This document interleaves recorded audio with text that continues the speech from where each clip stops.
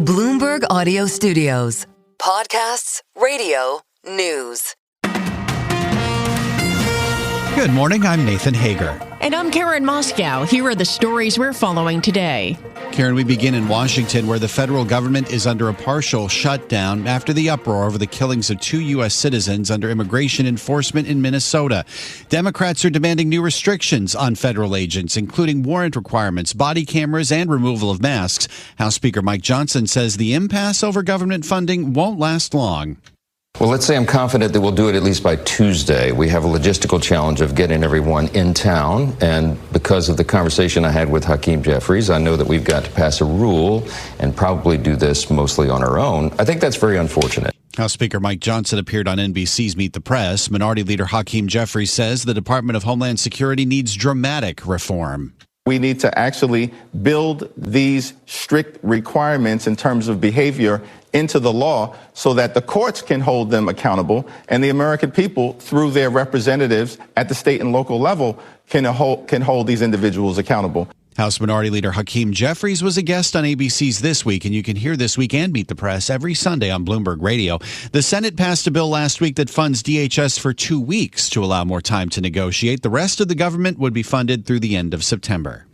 Nathan, the Democratic candidate for a Texas state Senate seat in a conservative district near Dallas won a runoff election on Saturday, overcoming a late intervention from President Trump. Taylor Ramett defeated Republican Lee Wamsgans in the race for the seat in Tarrant County, which includes Fort Worth, getting 57% of the vote. President Trump carried the district by 17 percentage points in 2024. Turning back to Washington now, Karen, the Justice Department's latest release of its Jeffrey Epstein files continues to reverberate. On Friday, Deputy Attorney General Todd Blanche said the agency had finished its review of 6 million pages of material on the late sex offender and ultimately released about 3.5 million of them.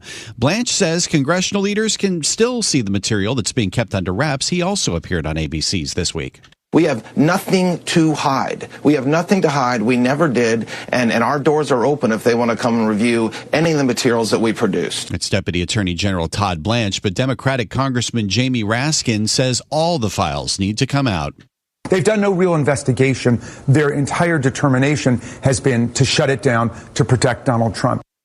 Congressman Jamie Raskin of Maryland appeared on CNN's State of the Union. The latest batch of documents includes a list of unverified tips about President Trump that the Justice Department has called untrue and sensationalist.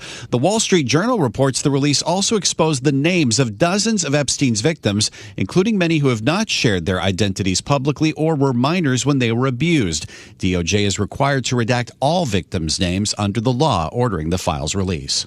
Let's turn to the markets now, Nathan, where risk-off is being felt across the board. Stock futures are falling and precious metals tumbling once again after dropping more than 11% on Friday. Spot gold is down another 3.7% this morning. Spot silver is down 3.6% after plunging 26% on Friday. The rapid declines come after a record-breaking rally, and Martin Ritchie covers the metals for Bloomberg.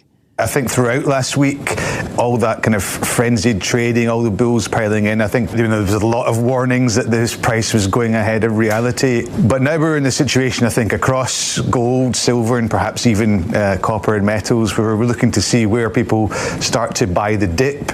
And Bloomberg's Martin Ritchie notes that gold is now down about 20% from its all-time high. Megan, oil is falling today as well. Karen, West Texas Intermediate is down nearly 5%, trading just above $62 a barrel. The drop comes after President Trump downplayed Iran's Supreme Leader Ayatollah Ali Khamenei's threats of a regional war over the weekend. President Trump says he is hopeful the two sides will come to an agreement. Hopefully we'll make a deal. If we don't make a deal, then we'll find out whether or not he was right. And this morning, a spokesman for Iran's foreign ministry says the country hopes diplomatic efforts to avert a war with the U.S. will bear fruit within days. And there are some new developments this morning on the artificial intelligence front, Karen. NVIDIA CEO Jensen Huang says the company's proposed $100 billion investment in OpenAI was, quote, never a commitment, and that the company would consider any funding rounds one at a time. Huang's comments come after the Wall Street Journal reported Friday that NVIDIA's investment plan had stalled after some inside the company expressed doubts about the deal. Huang spoke to reporters in Taipei over the weekend about OpenAI and its CEO, Sam Altman. I believe in OpenAI. The work that they do is incredible. They're one of the most consequential companies of our time, and I really love working with Sam. NVIDIA CEO Jensen Huang also said, quote, I believe in OpenAI. They're one of the most consequential companies of our time. Nathan, let's stay with AI. And shares of Oracle, they are down almost 3.5% this morning. The company plans to raise $45 billion to $50 billion this year to build additional cloud infrastructure capacity to meet demand. Its largest cloud customers include Advanced Micro Devices, Meta Platforms, NVIDIA, and OpenAI. The announcement coincides with persistent fears about whether massive artificial intelligence-linked investments by tech companies such as Oracle will pay off. Okay, Karen, let's turn to the weather now. A large part of the nation's coming off another frigid weekend. So let's bring in Bloomberg meteorologist Craig Allen to find out whether any let-up is in sight. Craig, is any let-up in sight? No, there's no doubt. There's no doubt right now, Nathan, that the coldest weather is over the eastern quarter of the nation. It's not quite as harsh in the Central Plains, or as a matter of fact, it's even warmer in the Rockies right now than it is in parts of Florida. So you've got that. There's going to be a very brief reprieve in the bitter, bitter cold, but it'll come right back before this week is through.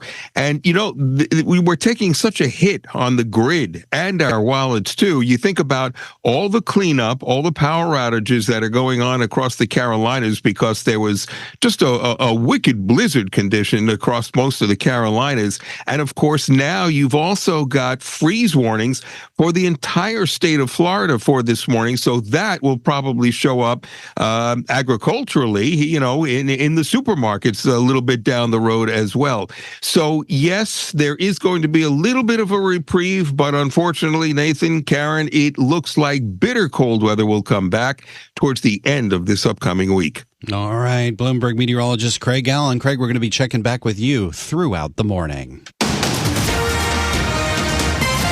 And it's time now for a look at some of the other stories making news in New York and around the world. And for that, we're joined by Bloomberg's Michael Barr. Michael, good morning. Good morning, Karen. President Donald Trump said he plans to close the John F. Kennedy Center for the Performing Arts for about 2 years to carry out renovations.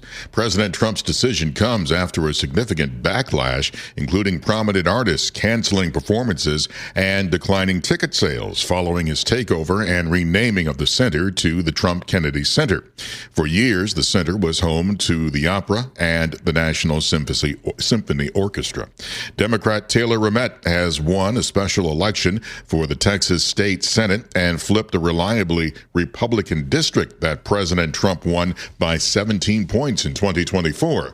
The labor union leader and veteran easily defeated Republican and conservative activist Lee Wamsgans in the Fort Worth area district 57% to 43%. President Trump distanced himself from the loss Sunday after urging votes for Wamsgans a day earlier.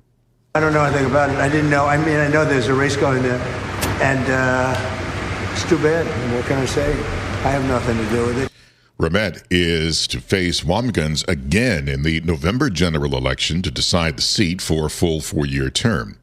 The 68th annual Grammy Awards took place Sunday in Los Angeles. Bad Bunny has won Album of the Year, the first time a Spanish-language album has taken the Grammys' top honor. The Puerto Rican native opened his remarks by saying, "Ice out." We're not savage, we're not animals, we're not aliens, we are humans, and we are Americans.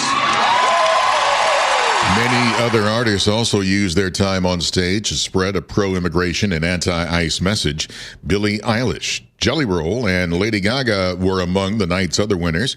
Olivia Dean won Best New Artist. Kendrick Lamar won for Best Rap Album and Record of the Year. The Grammys were aired on CBS. Today is Groundhog Day. According to folklore, we'll see if we'll get 6 more weeks of winter. Global news 24 hours a day and whenever you want it with a Bloomberg News Now. I'm Michael Barr, and Karen, I'm rooting for that rodent. This is Bloomberg. Thanks, Michael. Time now for our Bloomberg Sports Update, and for that, we bring in John Stashower. Thanks, Karen. All NFL teams now have a new head coach. For the Arizona Cardinals, it's Mike LaFleur. He had been the L.A. Rams offensive coordinator. For the Las Vegas Raiders, it apparently is going to be Clint Kubiak, the Seattle offensive coordinator, although that can't become official until after the Super Bowl. Farmers Insurance Golf in San Diego, Justin Rose led all the way, finished with a 23 under par score, which was the best score in tournament history. Outdoor hockey in Tampa, the Lightning beat the Bruins. That's your Bloomberg Sports Update. Stay with us. More from Bloomberg Daybreak coming up after this. Coast to coast on Bloomberg Radio, nationwide on Sirius XM, and around the world on Bloomberg.com and the Bloomberg Business app. This is Bloomberg Daybreak. Good morning. I'm Nathan Hagren. For the second time in just a few months, the federal government is under a partial shutdown, this time amid the national outcry over clashes between immigration enforcement and protesters in Minnesota. But unlike the last time around, the record shutdown, House Speaker Mike Johnson says this one shouldn't last long, but he has a bottom line. We have to allow ICE to do its job. We have to allow Border Patrol to do its job, and we're going to make sure they have the funding to do that. That was House Speaker Mike Johnson on Fox News Sunday, a show you can hear every weekend on Bloomberg Radio. This morning, we're joined by Bloomberg D.C. breaking news editor Alexander Pearson. Alex, of course, the Senate passed the bill last week that would fund the Homeland Security Department for 2 weeks to allow for negotiations. Is that going to be enough time, given where things stand between Republicans and Democrats right now? Good morning. Good morning, Nathan. It's unclear at the moment, given that the Democrats are making a series of demands, some of which the administration has indicated, they would not accept. So the Democrats would like to see body cameras on immigration enforcement officials. They would also like to see identification, that agents don't wear masks, and also that agents seek a judicial warrant before searching homes or pulling people out of vehicles. Tom Homan, who's the border czar who's been sent to Minnesota, has indicated that some of those demands will not be accepted, such as regarding identification. But there are indications the administration may be open to some of the demands, maybe wearing body cameras or ending what are known as roving operations in cities. But at this point, it's still very much stuck in the negotiation phase, and whether 2 weeks will be long enough is questionable.